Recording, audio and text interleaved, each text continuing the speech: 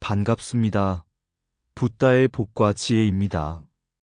오늘 우리는 자주 듣지만 깊이 새기기란 쉽지 않은 한 말씀, 불교를 흔히 수행의 종교라고 한다.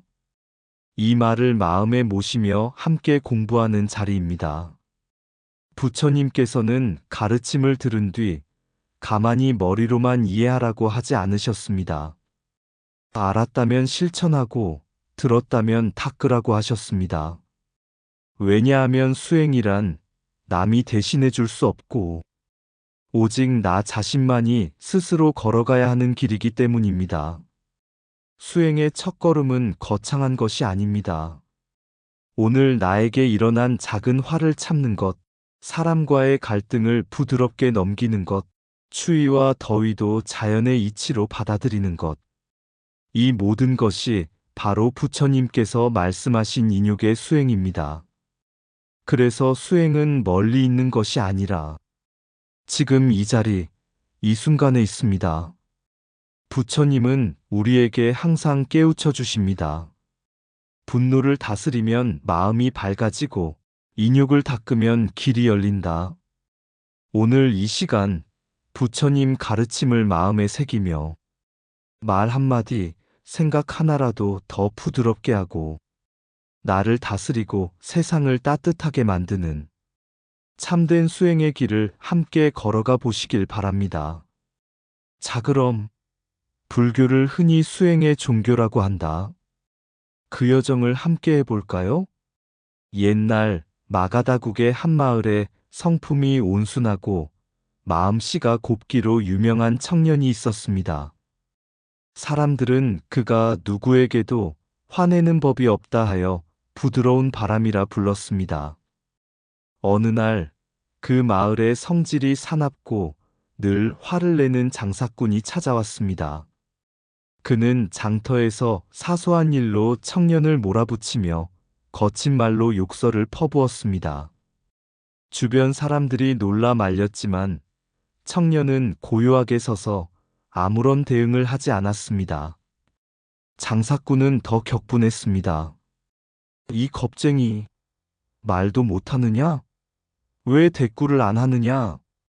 그때 청년은 조용히 웃으며 말했습니다. 손님, 제가 당신의 분노를 받아야만 그것이 제 것이 됩니다. 받지 않으면 그 분노는 다시 당신께로 돌아갈 뿐입니다. 그 말은 마치 장사꾼의 가슴을 뚫는 바늘처럼 깊이 꽂혔습니다. 그는 얼굴이 붉어진 채 아무 말도 하지 못했습니다. 그리고 한참 뒤 머리를 숙여 말했습니다. 내가 잘못했소.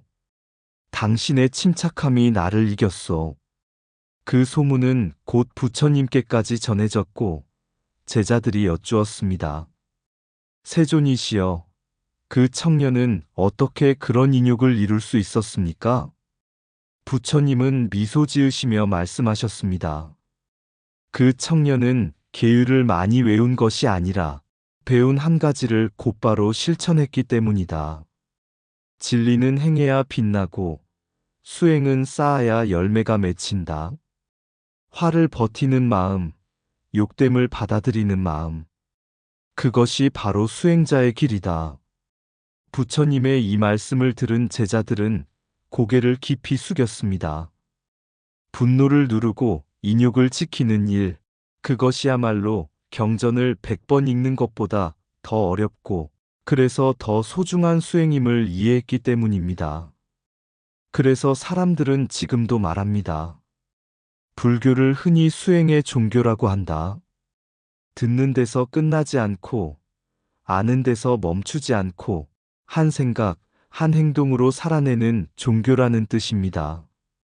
옛날 왕사성에 수달이라는 젊은 수행자가 있었습니다. 그는 경전도 많이 읽고 논리도 밝고 남들 앞에서 법문도 잘했습니다.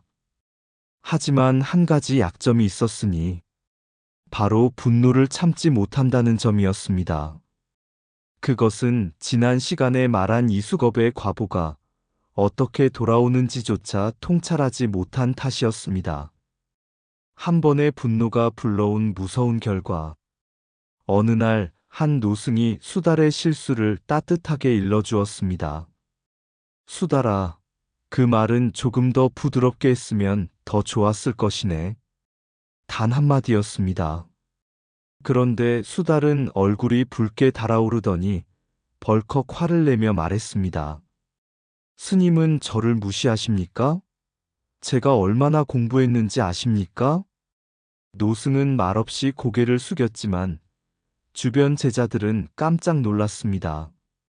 그날 이후로 사람들은 슬며시 수달을 피하기 시작했습니다. 은혜를 베풀던 스승조차 그를 더 지도하기 어려워졌고 수달이 쌓아온 공덕의 기운도 서서히 사라져갔습니다. 이것이 바로 경전에서 말한 것처럼 한번 크게 화를 내면 은혜도 잊고 친구도 잃고 보시의 공덕조차 결실하지 못한다. 는 진리였습니다. 보살은 번뇌를 끊지 않는다 대신 다스린다. 얼마 뒤 수달은 자신의 상태를 부끄럽게 여기고 스승을 다시 찾아갔습니다. 스님, 저는 왜 이렇게 분노를 다스릴 수 없습니까? 노승은 조용히 한 이야기를 들려주었습니다. 기름기 없는 염소의 비유. 옛날 한 대신이 죄를 숨기려 하자 왕이 이렇게 말했지. 기름기 없는 염소를 가져오라. 가져오지 못하면 큰 벌을 내리겠다. 대신은 염소에게 좋은 풀을 먹여 살은 찌우고 매일 운동을 시켜 기름만 쏙 빼버렸다. 겉보기엔 염소가 건강했고 그러나 기름기 번뇌의 핵심은 이미 사라져 있었지. 수달은 고개를 갸웃했습니다. 스님, 그렇다면 저는 염소가 된다는 말입니까? 노승이 웃으며 말했습니다. 아니지. 보살은 번뇌를 끊지 않고 인욕으로 다스린다는 뜻일세. 번뇌라는 살은 중생을 위해 남겨두지만 그 번뇌의 기름기 집착과 성냄 은 지혜로 태워 없애는 것이지. 그리고 이렇게 덧붙였습니다. 아라한은 번뇌를 끊지만 보살은 번뇌를 끊지 않고 그것을 수행의 도구로 삼는다. 그래야 세상 속에서 중생과 함께 머물 수 있기 때문이지. 수달이 깨달은 것 수행은 말이 아니라 실천이다. 그날 밤 수달은 깊이 참회하며 스스로에게 말했습니다. 나는 경전만 읽었지 수행을 하지 않았다. 내가 버린 것은 번뇌가 아니라 사람들과의 인연이었구나. 그는 다시 새벽 예불에 참여해 가장 먼저 자신에게 상처받은 이들에게 절을 올렸습니다. 그 순간 비로소 이전에는 느끼지 못했던 큰 평화가 숨결 사이에 찾아왔습니다. 그것은 경전에서만 보던 문장이 눈앞에서 살아 움직이는 듯한 체험이었습니다. 불교를 흔히 수행의 종교라 한다. 말이 아니라 실천, 지식이 아니라 인욕, 아는 것이 아니라 사는 것이 바로 수행임을 그는 그제야 깨달았습니다. 분노 한순간이 수십 년의 공덕을 무너뜨린다. 화를 다스린 사람이 곧 자기 삶의 주인이 된다.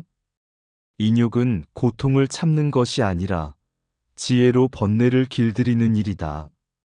보살은 번뇌를 끊지 않는다.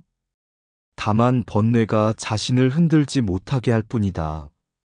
업은 숨지 않지만 수행은 업을 밝힐 수 있다.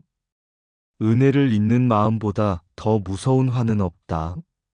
선근은 조용히 자라나지만 분노는 그것을 한순간에 태운다. 마음을 지키는 자에게 세상의 어떤 칼도 스며들지 못한다. 참음이 없으면 지혜도 머무르지 않는다. 수행은 번뇌를 없애는 일이 아니라 번뇌를 넘어서는 일이다. 화가 일어나는 순간 멈출 줄 아는 사람이 곧 수행자다. 기름을 뺀 염소처럼 번뇌를 남겨두되 힘을 빼라. 한 생각 삐끗하면 과보가 따르고 한 생각 바르게 하면 길이 열린다. 분노는 내 밖에 있지 않다. 내가 키우면 자라고 내가 보지 않으면 멈춘다. 보살의 길은 번뇌 속에서 피어나는 연꽃처럼 더럽다고 피하지 않는 길이다. 옛날 한 수행자가 산중암자에서 수행하고 있었습니다. 이 수행자는 참으로 마음이 맑고 온화했지만 한 가지 큰 어려움이 있었습니다. 그는 화를 참지 못한다는 것이었습니다. 어느 날 산 아래 마을에서 떠돌던 젊은 도둑 하나가 산속 암자에 숨어들었습니다. 수행자가 문을 열자 도둑은 들고 있던 짐을 떨어뜨리고 말했습니다. 제발 제발 저를 잡아 넘기지 마십시오. 수행자는 잠시 도둑을 바라보더니 조용히 말했습니다. 나는 그대를 해치지 않네. 다만 내 옆에 조용히 머물게나. 도둑은 놀랐습니다. 하지만 그날부터 암자에 머물며 음식도 얻어먹고 수행자의 일도 조금씩 돕기 시작했습니다. 며칠이 지나자 도둑은 수행자에게 물었습니다. 스님은 어찌하여 저를 벌하지 않으십니까? 저는 언제든지 도망갈 수도 있고 언제든지 다시 나쁜 짓을 할 수도 있는데요. 수행자는 작은 미소를 지으며 말했습니다. 나는 그대를 죽이지도 않고 쫓아내지도 않고 단지 묶어두었을 뿐이네. 도둑은 깜짝 놀라 자기 손을 보았지만 아무런 밧줄도 묶여있지 않았습니다. 스님, 저는 묶여있지 않은데요? 수행자는 뗏목처럼 가벼운 목소리로 말했습니다. 그대는 내 마음속 자리에 조용히 묶여있네. 도망갈 수도 있지만 그 마음이 도망가지 못하도록 나는 그저 지켜보고 있을 뿐일세. 이 말을 들은 도둑은 도무지 이해할 수 없었습니다. 그러자 스님은 다시 말했습니다. 보살의 수행도 이와 같네.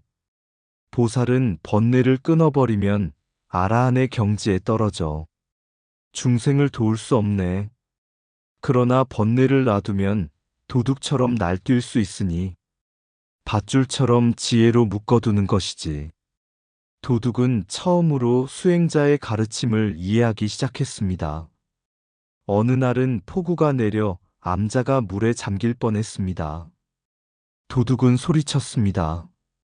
스님, 이런 비를 어찌 참습니까? 수행자는 비를 맞으며 조용히 나무를 정리하며 말했습니다.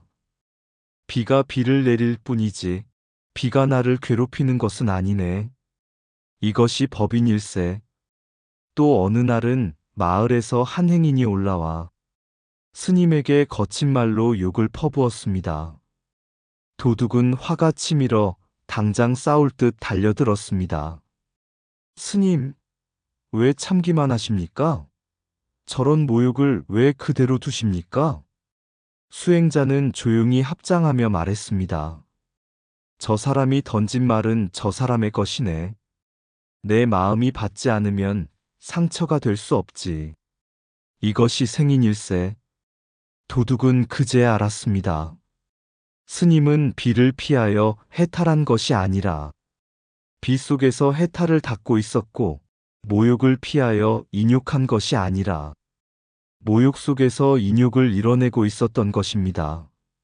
몇 달 뒤 도둑은 수행자를 찾아와 절을 하며 말했습니다. 스님, 저는 이 암자에서 누구에게도 묶이지 않았습니다. 오직 제 마음이 저를 묶고 있었음을 알았습니다. 저를 묶어준 것은 밧줄이 아니라 스님의 가르침이었습니다. 수행자는 고개를 끄덕이며 말했습니다. 번뇌는 끊어버릴 것이 아니네. 지혜로 묶어두면 번뇌가 도둑에서 문지기가 되지. 인욕은 도망치는 길이 아니네. 해탈로 들어가는 첫 관문일 뿐이지. 그날 도둑은 산을 내려가며 마치 다른 사람처럼 걸었습니다.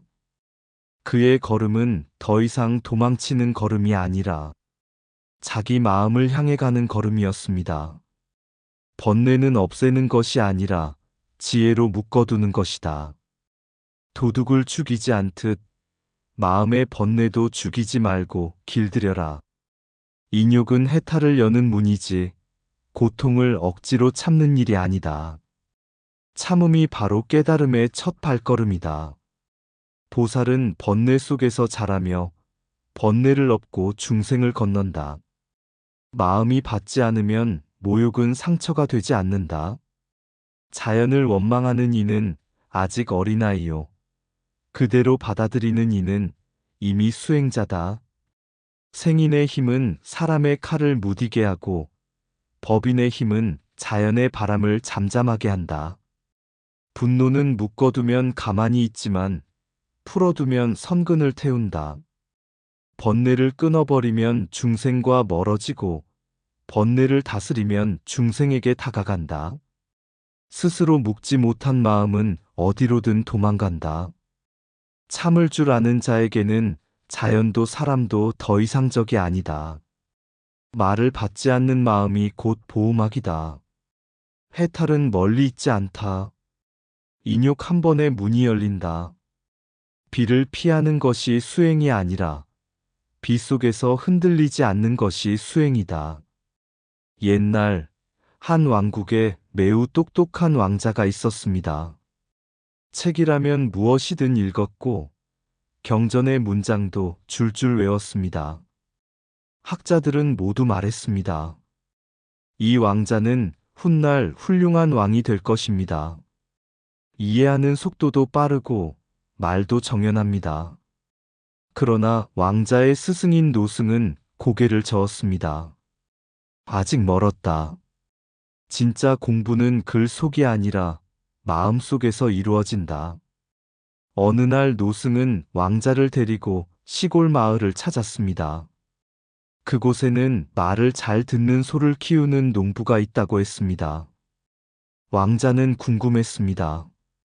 소가 말을 잘 듣는다니 대체 얼마나 훈련을 했다는 것인가? 농부는 왕자를 보자 소를 끌고 나왔습니다. 소는 얌전하게 서 있었습니다. 노승이 물었습니다. 이 소는 어떻게 길들였소? 농부는 대답했습니다. 제가 길들이지 않았습니다. 그저 소가 뛰쳐나가려 할 때마다 조용히 기다렸을 뿐입니다. 날뛰면 날뛰는 그대로 두고 잠잠해질 때까지 지켜보았지요. 왕자는 이해할 수 없다는 듯 물었습니다. 도망가려 할 때 끌어당겨 잡아야 하지 않습니까? 농부는 고개를 저었습니다. 억지로 끌면 더 날뜁니다. 하지만 기다리면 소가 스스로 멈춥니다. 그때 다가가면 마치 어릴 적부터 길든 소처럼 말을 듣지요. 왕자는 농부의 소를 보며 중얼거렸습니다. 진짜 길들이는 자는 억지로 하지 않는 자이군. 노승은 왕자의 말에 미소를 지었습니다. 그렇다. 우리의 분노도 그 소와 같다. 억지로 억누르면 더 큰 화가 되어 튀어나온다. 그러나 지켜보고 기다리고 흐름을 보며 멈추게 하면 마음은 스스로 다스려지는 것이다. 왕자는 혼란스러웠습니다. 저는 경전을 많이 하는데 그것도 소용이 없다는 말씀이십니까? 노승은 단호하게 말했습니다. 100번 듣고 100줄 외워도 한 번 참지 못하면 모든 공부는 헛것이다. 불교는 배우는 종교가 아니라 수행의 종교다. 듣고 깨달았으면 반드시 해봐야 한다. 왕자는 고개를 떨구었습니다. 그동안 자신은 불교를 안다고만 생각했을 뿐, 한 번도 참을 인을 실천하려 하지 않았던 것입니다. 며칠 뒤, 궁정회의 중 한 장수가 왕자에게 무례한 말을 했습니다. 주변 신하들은 모두 얼굴이 굳었습니다. 평소 왕자였다면 즉시 화를 내고 꾸짖을 일이었습니다. 그러나 그날 왕자는 조용히 눈을 감고 농부의 소를 떠올렸습니다. 날뛰는 마음이여 잠시 기다리자. 곧 멈출 것이다. 얼마 지나지 않아 왕자의 분노가 진정되었습니다. 주변 사람들은 놀랐습니다. 노승은 흐뭇하게 말했습니다. 지금 그대가 배운 것이 곧 수행이다. 그날 밤 왕자는 경전을 펼쳐놓고 조용히 읊조렸습니다. 진짜 변화는 참는 데서 시작된다. 인욕이 안 되면 수행이 아니다. 화를 다스린 사람은 이미 해탈의 방향을 향해 가고 있다. 그리고 그는 깨달았습니다. 지식은 머리에 남지만 수행은 삶을 바꾼다는 것을. 불교가 수행의 종교인 이유는 참음 하나가 사람을 바꾸고 그 변화가 세상을 바꿀 수 있기 때문이라는 것을 100번 들은 가르침보다 한 번 참는 실천이 더 깊다. 말로 하는 신행은 바람 같고 실천하는 신행은 땅과 같다. 배우기만 하고 행하지 않으면 그 지식은 업을 이길 힘이 없다. 수행은 아는 데서 시작되지 않고 참는 데서 시작된다. 분노를 다스리는 사람은 이미 해탈을 향해 걷고 있다. 참지 못한 지혜는 지혜가 아니며 실천 없는 믿음은 믿음이 아니다. 불교는 말의 종교가 아니라 삶의 종교다.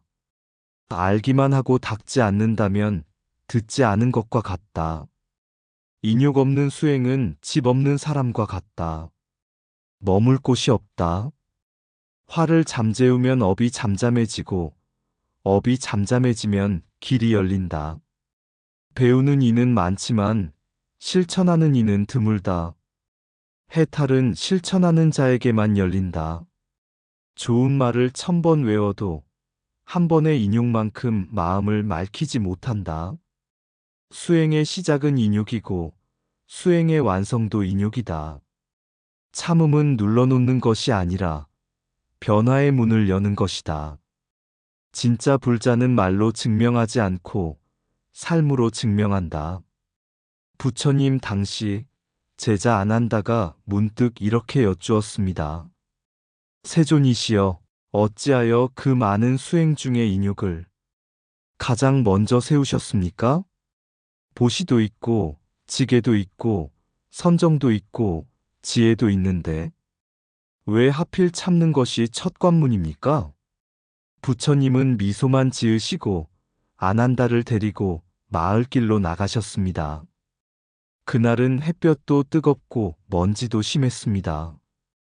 길가에는 장사꾼들이 정신없이 소리를 지르고 아이들이 뛰놀며 시끄럽게 울어대고 있었습니다. 잠시 뒤 한 농부가 실수로 자루에 담긴 흙을 아난다의 옷에 쏟아버렸습니다. 아난다는 깜짝 놀라 흙을 털며 얼굴이 붉어졌습니다. 그때 부처님이 조용히 말씀하셨습니다. 아난다여, 지금 너의 마음은 어디로 향하고 있는가? 아난다는 고개를 들지 못했습니다. 마음속에서 올라오던 불편함, 바로 그 순간 일어나던 분노의 불씨를 스승 앞에서 숨길 수 없었기 때문입니다. 부처님은 다시 말씀하셨습니다. 지혜는 뜨거운 마음 위에 머물 수 없고 자비도 흔들리는 마음 위에 머물 수 없다. 그러니 수행은 반드시 인욕에서 시작되는 것이다. 참는 마음이 안정되면 보시도 가능하고 지게도 유지되며 정진도 지속되고 선정도 깊어지고 지혜도 밝아지는 것이다. 부처님은 길가의 먼지를 손가락으로 쓸어 보이셨습니다. 먼지가 가라앉아야 거울이 보이듯 분노가 가라앉아야 마음의 본성이 드러난다. 듣기만 하고 실천하지 않으면 그대가 아무리 많은 경을 외게 되어도 그 마음속 거울은 흐려진 채이다. 그 말을 들은 아난다는 어지러웠던 마음을 내려놓고 조심스레 숨을 골랐습니다. 그 순간 마음속에 작은 소란이 잦아들고 잠시 전까지 흔들렸던 마음이 몹시도 고요해지는 것을 느꼈습니다. 부처님은 그 변화를 가만히 바라보시며 마지막으로 말씀하셨습니다. 아난다여, 진짜 변화는 참는 데서 시작된다. 인욕이 되지 않으면 수행도 되지 않는다. 자신의 분노를 다스리는 이는 이미 해탈의 길에 발을 올린 사람이다. 그날 이후 안 한다는 경전을 더 열심히 외우기보다 마음속에서 일어나는 작은 분노를 살피는데 더 많은 시간을 들였다고 전합니다. 그것이 바로 부처님께서 가르치신 불교는 배움이 아니라 수행이다라는 말의 참뜻임을 깨달았기 때문입니다. 말은 흘러가도 행은 뿌리 내린다. 부처님 가르침은 귀로 듣는 것이 아니라 발로 걷는 것이다. 1000번 외운 진리도 한 번 참지 못하면 흩어진 먼지일 뿐, 한 번 깊이 참아내면 그 자리가 바로 깨달음이다. 분노가 치밀 때 나는 나를 본다. 나를 삼키려는 불길 속에서 부처님은 묻는다. 너는 지금 어디로 가고 있는가? 참음은 패배가 아니다. 참음은 도망이 아니다. 참음은 내 업을 거두는 가장 조용한 승리이다. 세상은 나를 흔들어도 내 마음이 흔들리지 않으면 그것이 곧 수행이고 그것이 곧 해탈의 길이다. 지식은 쌓을수록 무겁지만 수행은 할수록 가벼워진다. 버리고 놓고 비우는 가운데 본래의 나가 드러난다. 말로만 믿음을 말하던 나는 침묵 속에서 수행을 배웠다. 하고자 함이 아니라 되는 법을 배운 것이다. 한순간 참고 한순간 물러나는 그 자리에서 나의 삶이 새로 쓰인다. 그대여 인욕은 가장 값진 공덕이다. 화를 이긴 사람이 세상을 이긴다. 세상을 이긴 사람이 자기를 초월한다. 오늘도 마음 한켠에 작은 불씨가 피어난다. 그 불씨를 끄는 자는 외부가 아니라 바로 나다. 말의 꽃은 금방 시들지만 행의 열매는 오래 남는다. 수행은 꽃보다 열매를 선택하는 길. 나를 다스린다는 것은 남을 이기기 위한 기술이 아니라 나를 놓아주는 연습이다. 견딘 자는 깊어지고 참은 자는 넓어진다. 그릇이 커져갈수록 진리 또한 담긴다. 부처님은 멀리 있지 않다. 내가 화를 다스리는 그 순간 그 자리가 곧 부처님이다. 들었다면 행하고 알았다면 닦으라. 수행의 길은 그저 한 걸음 또 한 걸음을 참음으로 나아가는 것이다. 이상 붓다의 복과 지혜였습니다. 오늘도 복지구족한 날 되세요. 구독과 좋아요는 붓다의 복과 지혜를 밝히는 큰 자비의 등불이 됩니다.